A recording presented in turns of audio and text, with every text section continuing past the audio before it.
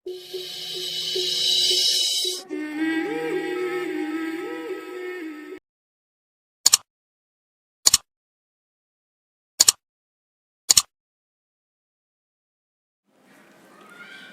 Morning, नमस्ते। Jaipur study centre YouTube channel पर आप सबका बहुत बहुत स्वागत है। मैं अर्चना, आपका अपना हिंदी टीचर। आज का वीडियो अगर आपको अच्छा लगे तो आप शेयर करिए, लाइक करिए और कमेंट करिए। बच्चों, जबकि ये एक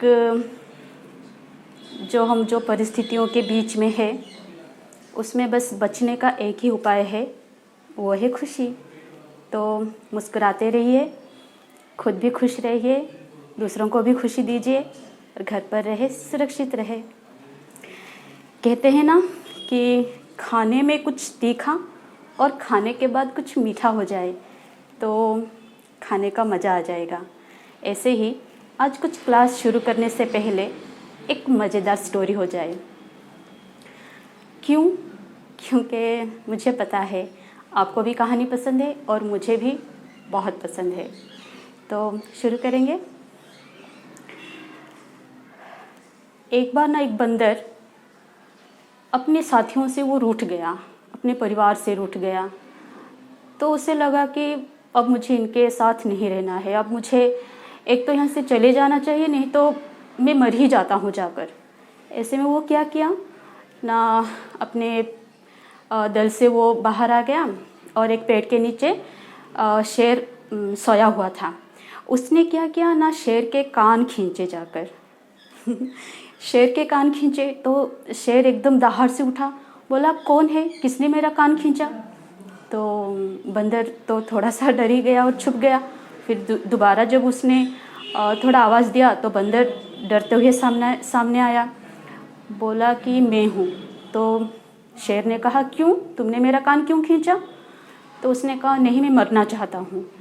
क्यों भाई, तुम क्यों मरना चाहते हो? तो उसने कहा नहीं, मैं अपने परिवार से तंग आ चुका हूँ, इसीलिए मैं मरना चाहता हूँ। हाँ, तो मरने के लिए तुम्हें मेरी कान खींचने की क्या ज़रूरत थी? तो उसने कहा कि नहीं, मैं आपका कान इसीलिए खींचा कि आप मुझे खा जाओ।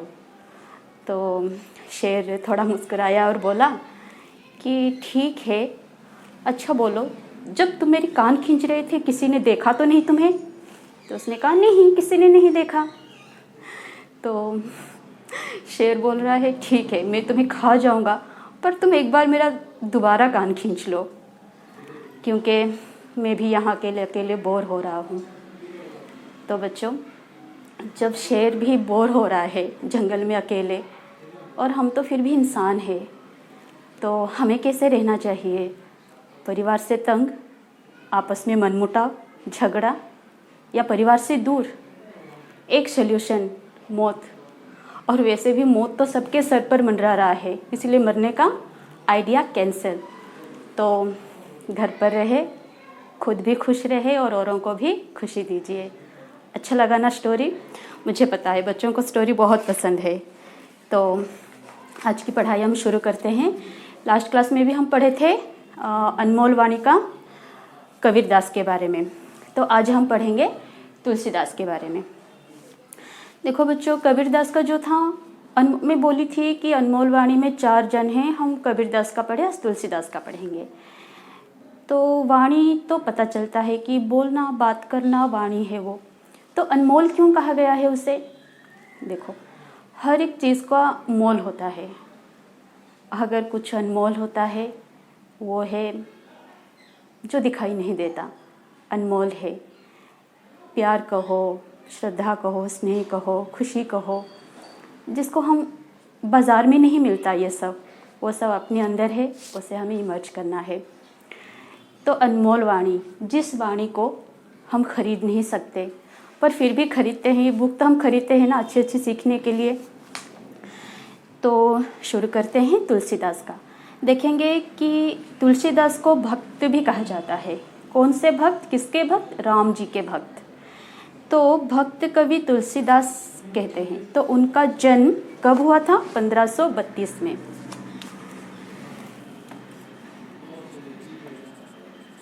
1532।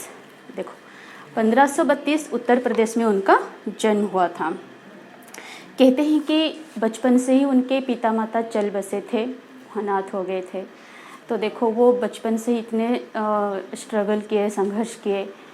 और ऐसे भी सुनने में आता है कि वो अपने युवा काल में ही, जब वो यंग थे तभी वो साधु बन गए थे।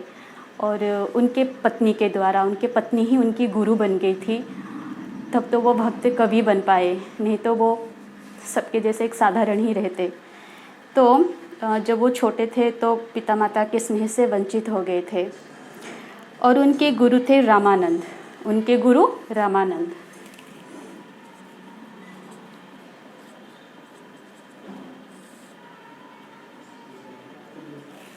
उनके गुरु थे रामानंद।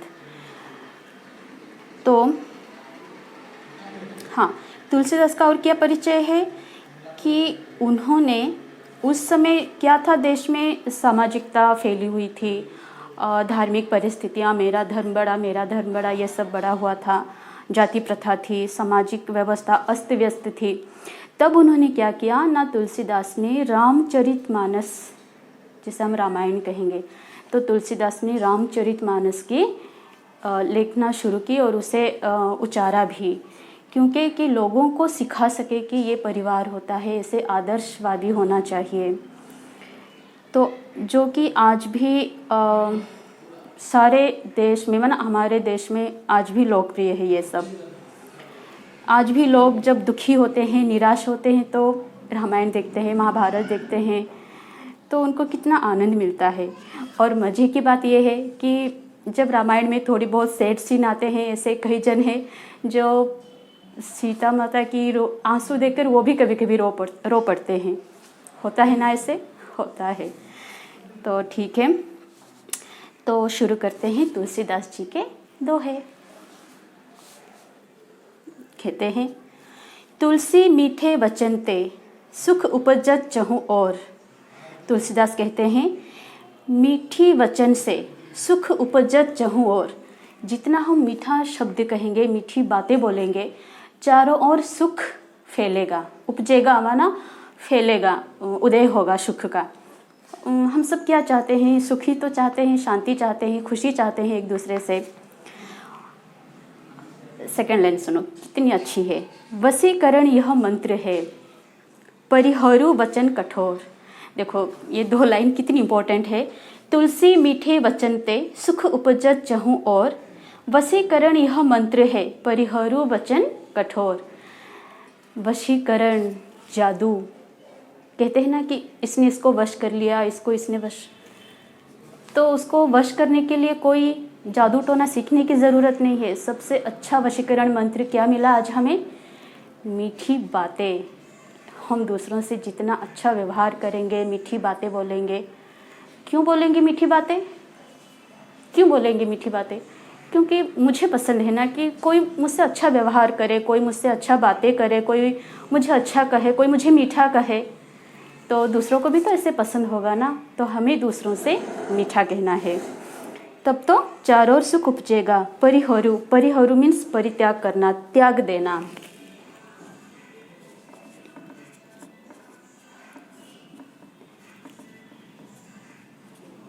त्यागना, परित्याग कर देना माने छोड़ देना। कटु वचन, कटु शब्द को छोड़ ही देना।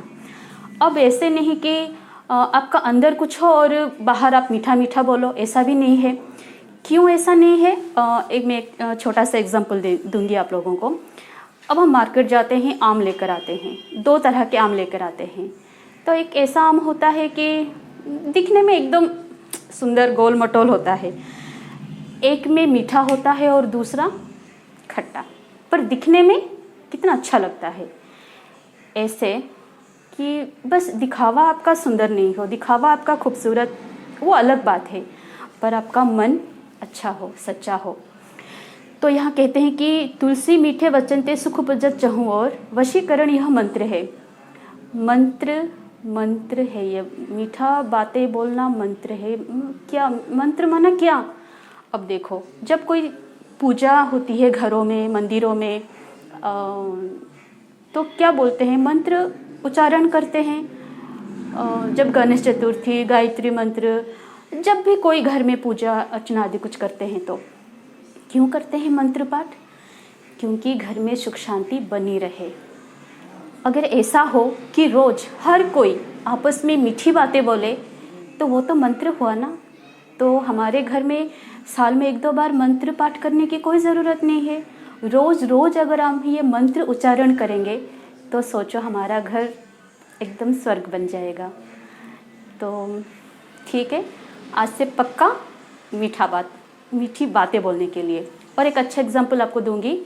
अब देखो, जब हम आमने सामने होते हैं तो ठीक है, हम बातें करते हैं।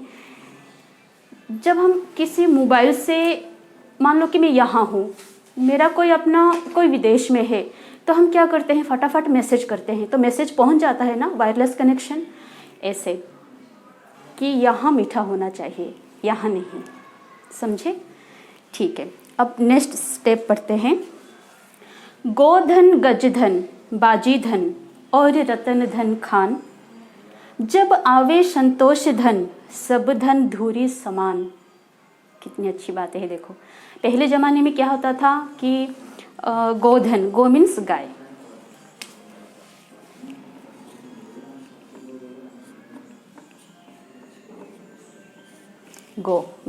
गाय पाले जाते हैं। गोधन गजधन, गज माना हाथी,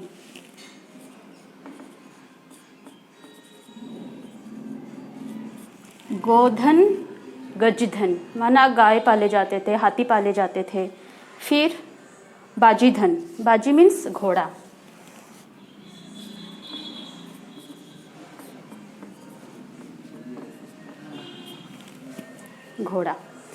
कहते थे कि जब ये सब हो ना घर में, गाय हाथी, वो कोई राजा महाराजा से कम नहीं है गाय घोड़े हाथी को पालना।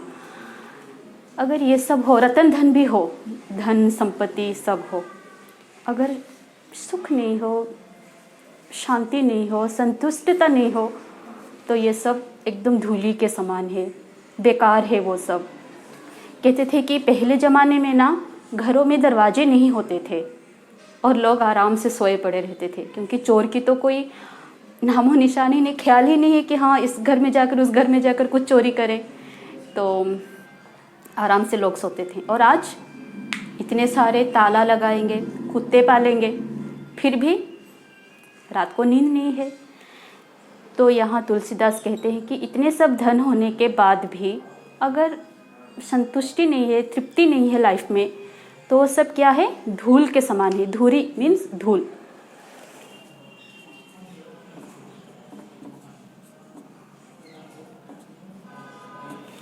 वो सब धूल के समान है, मिट्टी के समान है। अब देखो बच्चों, क्यों आज भारत इतना डाउनफॉल होता गया, एकदम नीचे गिरता गया। कहाँ भारत सोने की चिड़िया थी और कहाँ आज कुछ भी नहीं। तो इसके पीछे क्या है, एक छोटा सा कि हम पढ़े थे कभी ऐसे ही क्लास में, प्रकृति के पास इतनी सामर्थ्य तो है कि वो हम सबकी विश पूरा कर सके, आवश्यकता पूरा कर सके। क्या चाहिए हमको, रोटी कपड़ा मकान, वो तो हमें प्रकृति से मिल ही रही है। फिर भी ये जो असंतुष्टि है ना, अतृप्ति है, लोभ है, इस कारण हमने क्या किया, प्रकृति को ही हमने इतना यूज़ किया जिसकी दंड हम अभी भोग रहे हैं। इसीलिए जो है, जितना है, खुश रहिए उसमें। जितना आप खुश रहोगे ना, भगवान भी आप पर मेहरबान होगा, 1 का 4 गुना आपको मिलेगा। पर आपको खुश रहना चाहिए, अतृप्ति, असंतुष्ट नहीं। तो दूसरी स्टेप पढ़ेंगे अभी। रोशना रसना खोलिए, बरु खोलियो तरवारी। देखो, रोष मीन्स क्रोध,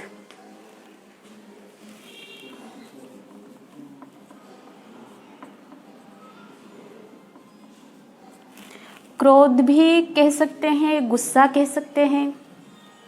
रोशना रसना खोलियो, रसना माना जीभ, हाँ, टोंग, जीभ। किताब होगा आपके पास, देख सकते हो, रसना। जब बोलते हैं कि क्रोध के समय ना कभी अपना मुंह नहीं खोलना चाहिए, है तो वो 1.5 इंच का, पर सालों साल तक किसी का दिमाग ख़राब कर देता है। रोसना रसना खोलिए बरु खोलियो तरवारी, तरवारी मीन्स तलवार।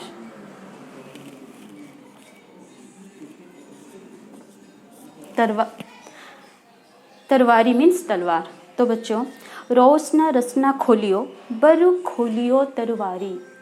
अगर आपको गुस्सा लगे ना चाकू निकाल दो, तलवार निकाल दो, पर कभी अपना मुंह मत खोलो, क्योंकि आप कुछ बोल दोगे तो उसके दिल को तो बहुत दुखेगा।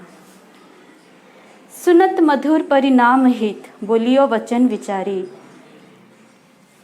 तुलसीदास कब की बात ये बोल रहे थे कि कब 1532 में वो पैदा हुए, तो उसके 10, 15, 20 साल के अंदर अगर इंसान अगर तब से ही ये सब अच्छी अच्छी बातें अगर सीखता, अप्लाई करता लाइफ में, तो शायद आज सबका घर स्वर्ग बनता। इतने सारे अनाथ आश्रम नहीं बनते, इतने सारे ओल्ड एज होम नहीं बनते, बस भारत एक अच्छा होता। सब ठीक है, वहाँ नहीं जाएंगे, यहाँ आएंगे। रोसना रसना खोलिए बरु खोलियो तरवारी। तो क्रोध के समय कभी अपना मुंह नहीं खोलना चाहिए। सुनत मधुर परिणाम हित बोलियो वचन विचारी। अगर ठीक है, अगर आपको किसी बात पर गुस्सा आ जाता है तो ठीक है, इंसान है, गुस्सा आ गया, ठीक है, गुस्सा आ गया, पर उस समय कुछ ना बोलना ही सही है।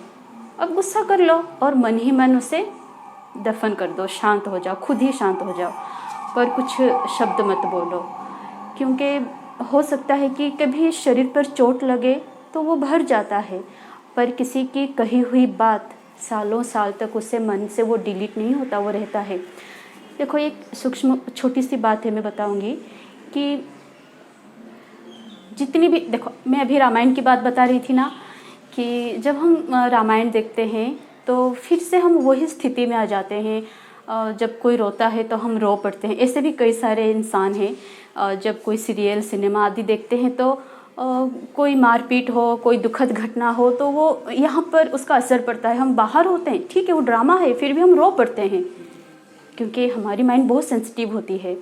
ऐसे अगर हम किसी को कुछ शब्द बोल देते हैं ना, ठीक है, रिश्ते में फिर से सुधार आ जाएगी, पर उसके बाद में ये, उसके मन में ये बात रह जाएगी कि हाँ, ये व्यक्ति ने मुझे ऐसा बोला था, और उसी समय, उस समय जो दुख हुआ था, उसी समय फिर से वही फीलिंग आ जाएगी। तो पता है गीता में क्या लिखे हैं, जब इंसान किसी को दुख देता है ना, तो वो दुखी होकर मरता है। तो हमें ऐसे नहीं मरना है। तो हमें सोच विचार करके, पहले क्या बोलते थे कि बोलने से पहले विचार करो।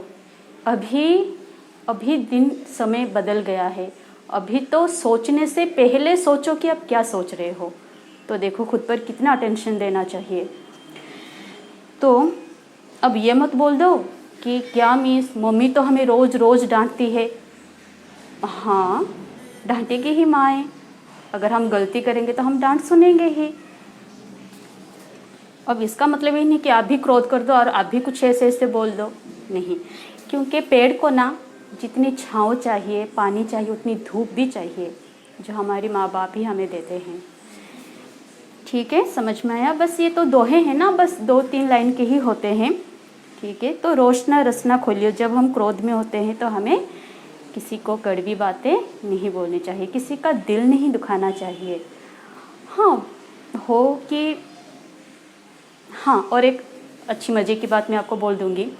कहते हैं कि मुझे ऐसे किसी ने कहा था कि अगर आप अच्छी व्यवहार करोगे, अच्छी बात बोलोगे, आप मीठी बात से 1 किलो मिर्ची बेच सकते हो।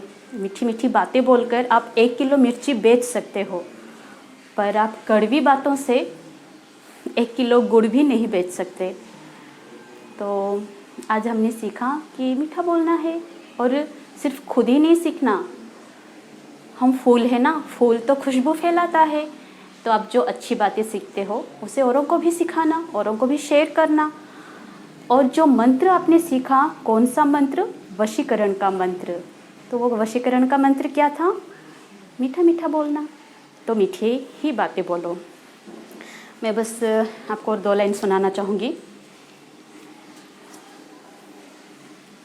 एक बार कटु शब्द छोड़ कर तो देखो, एक बार कटु शब्द छोड़ कर तो देखो, एक बार मीठी बोल बोल कर तो देखो, एक बार मीठी शब्द बोल कर तो देखो। हर रिश्ते में प्यार और दुआएं मिलेगी, हर रिश्ते में प्यार और दुआएं मिलेगी, अच्छाइयों के तरफ एक कदम उठा कर तो देखो। तो बच्चों, आज के लिए बस क्लास इतना ही। हम फिर से क्लास करेंगे, ऐसे ही मज़ेदार क्लास करेंगे। और ये तो फिर भी यूट्यूब पर था क्लास। जब आप लोग ऑनलाइन क्लास ज्वाइन करोगे ना, आप कई बच्चों को पता है कि हम कितने मज़े करते हैं क्लास में। जब बच्चे क्लास आते थे ना, घर जाने को उनको मन ही नहीं करता था। तो ऐसे ही मज़ेदार क्लास के साथ हम फिर से मिलेंगे। ओके, और क्या कहूँ आपको पता है। नमस्ते।